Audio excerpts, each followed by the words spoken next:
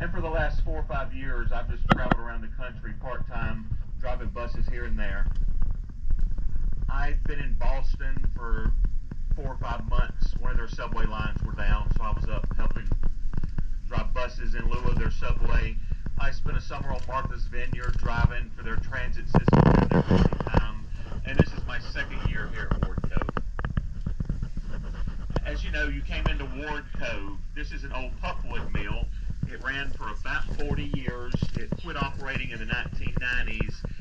They stopped operating it for a couple reasons. One, the Forestry Service changed some regulations in logging in the National Forest.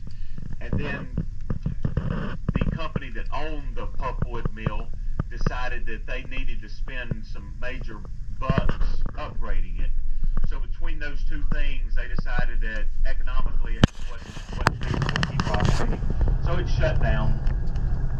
Devastating to the community because Ketchikan was the pulpwood mill at that point.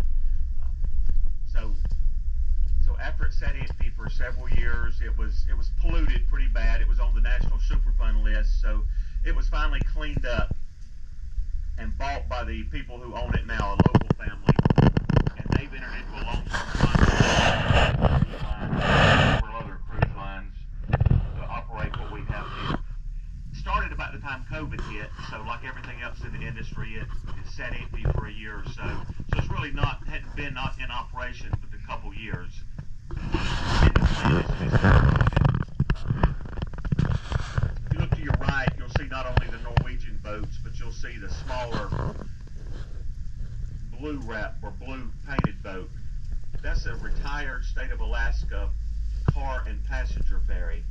Here in Alaska, the ferry system is almost like the road system that you and I would think about. That was one of the larger boats in the fleet, so think of that as an interstate.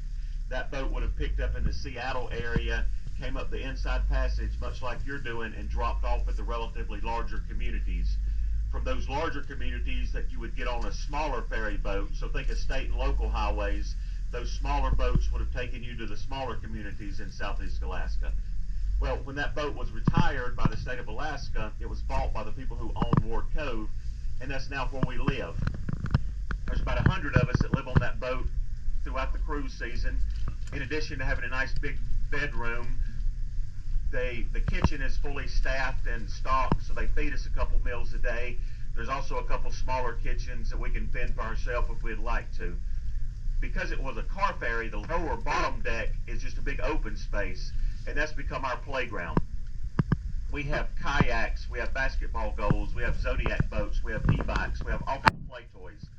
So when you guys are up on the Lido sailing away, we start dragging out toys and we start playing.